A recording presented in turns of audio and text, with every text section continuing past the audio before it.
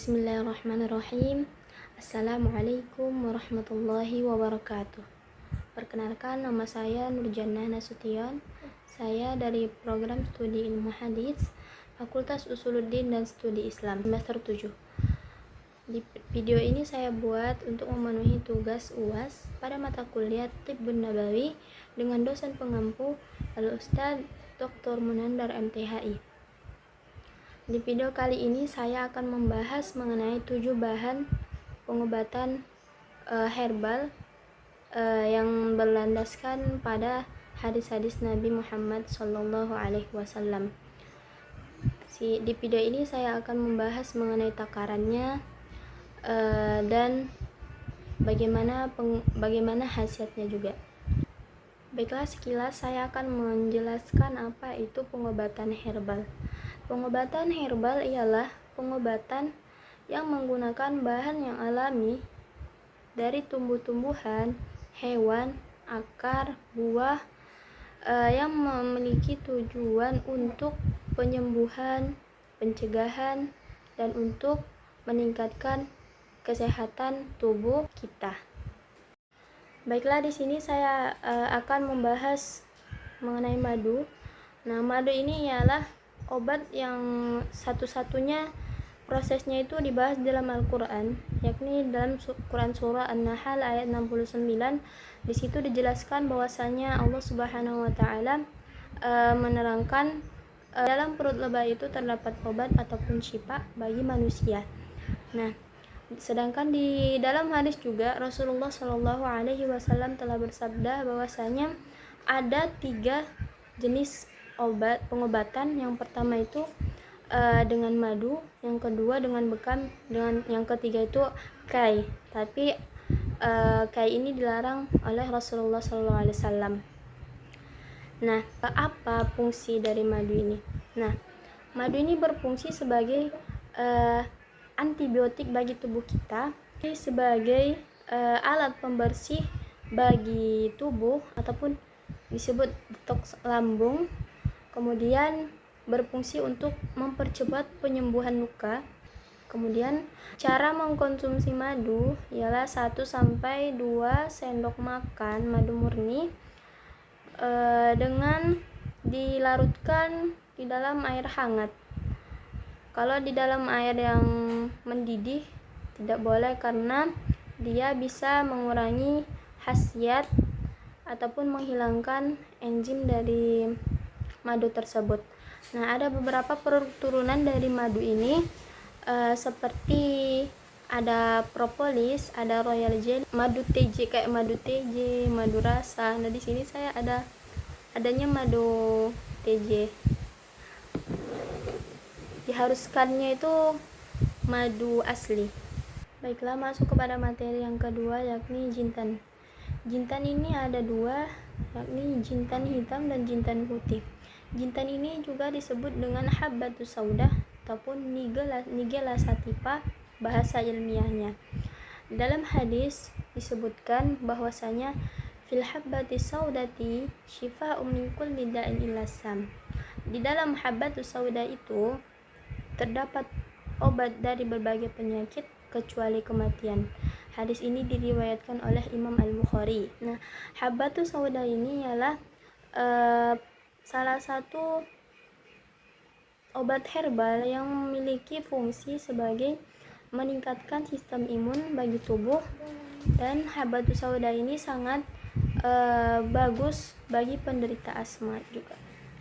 Ini adalah habbatus saudanya.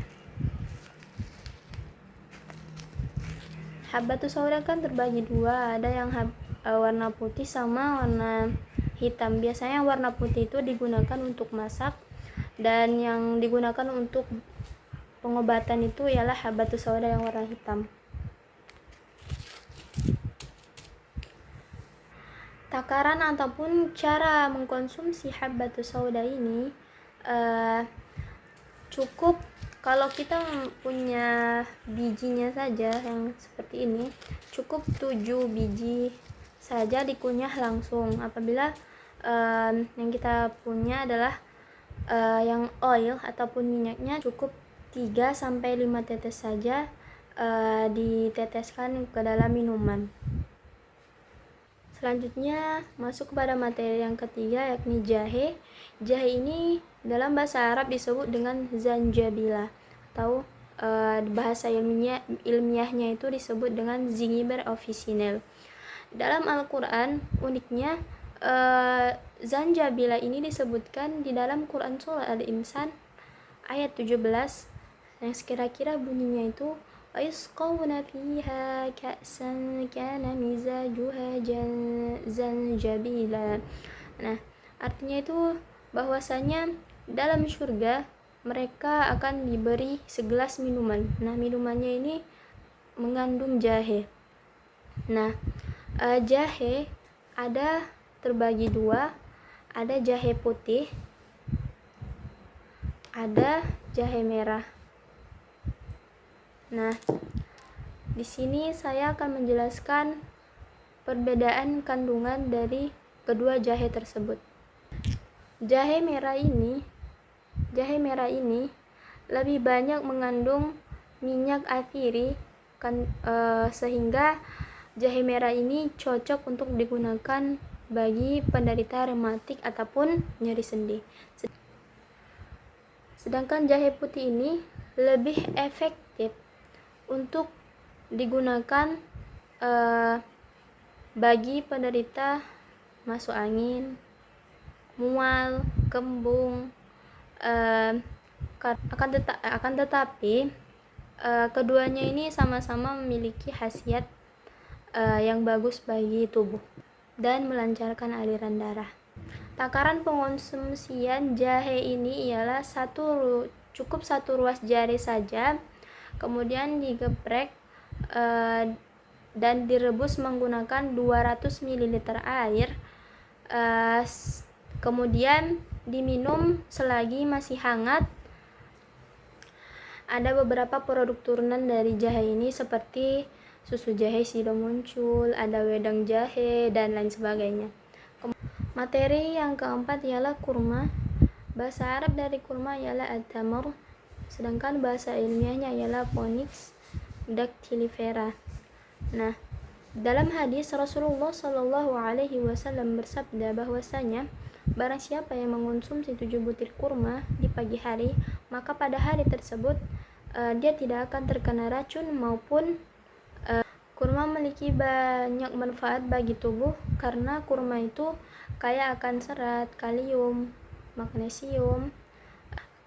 Kaliumnya itu berfungsi untuk menjaga tekanan darah, sedangkan seratnya itu berfungsi untuk melancarkan pencernaan tubuh. Nah, di sini saya ada memiliki kurma, tapi kurmanya ini kurma sukari, bukan kurma ajwa.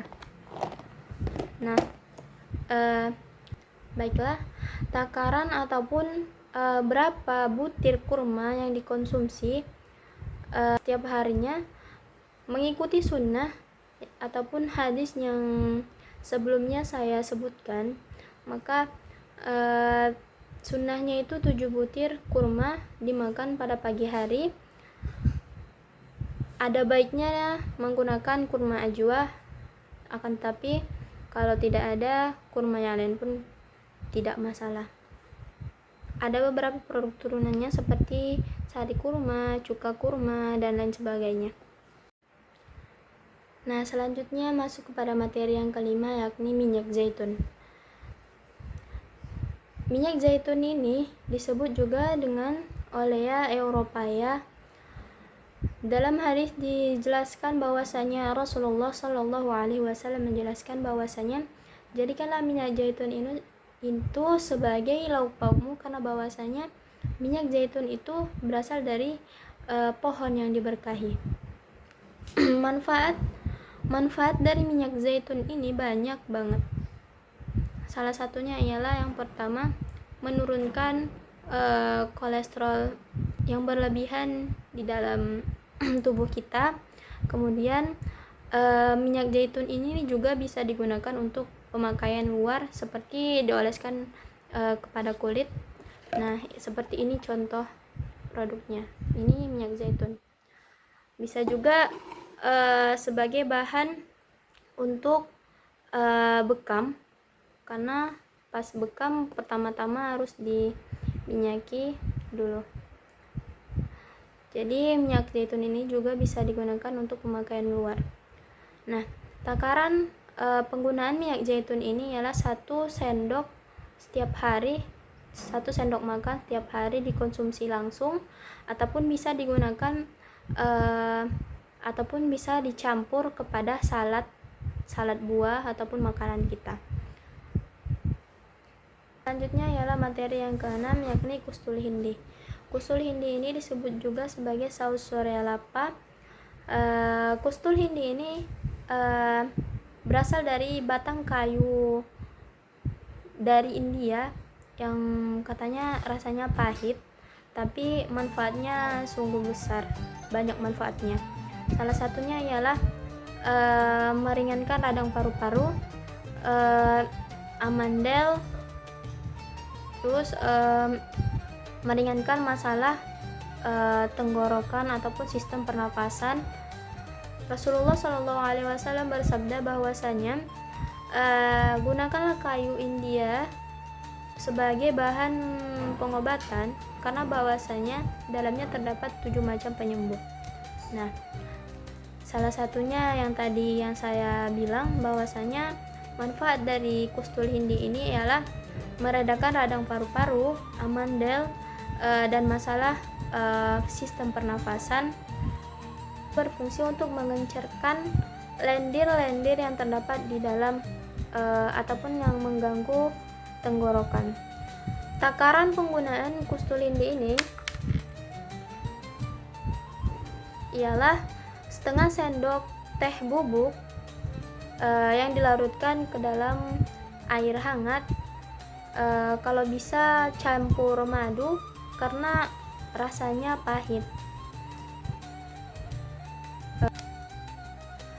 Baiklah, materi selanjutnya atau materi yang terakhir ialah saffron. Nah, bahasa saffron ialah berasal dari Crocus sativus. Bahasa Arabnya ialah za'faron. Saffron ini ialah rempah termahal yang berasal dari butik bunga crocus. Saffron ini menurut ilmu kedokteran klasik seperti Ibnu Sina berfungsi sebagai penguat jantung, pencerah suasana hati atau antidepresan, dan pembersih darah. Saffron juga berfungsi sebagai sistem penguat saraf, pencegah insomnia, dan serta mengurangi nyeri haid bagi wanita. Saffron ini juga berfungsi untuk menguatkan memori ataupun daya ingat. Takaran penggunaan saffron ini cukup 3-5 helai saja, karena saffron ini memiliki dosis yang sangat tinggi. 3-5 helai saffron dilarutkan menggunakan 500 ml air hangat sampai berubah agak kuning keemasan. Air rendamannya ataupun air dari rebusan saffron tersebut bisa digunakan ataupun bisa dikonsumsi setiap hari untuk menjaga kebugaran tubuh. Ada beberapa produk turunan dari saffron ini seperti air saffron, masker kecantikan yang berasal dari saffron, dan masih banyak lagi. Nah, mungkin itu saja yang bisa saya jelaskan. Intinya pengobatan ala Nabi itu ialah pengobatan yang sumbernya berdasarkan dari Rasulullah SAW dengan menggunakan bahan-bahan alami. Kemudian keyakinan akan kesembuhan itu datangnya hanya dari Allah Subhanahu wa Ta'ala. Mungkin itu saja yang bisa saya sampaikan. Kurang dan lebihnya saya mohon maaf. Pada Allah saya mohon ampun. Billahi taufik wal hidayah. Assalamualaikum warahmatullahi wabarakatuh.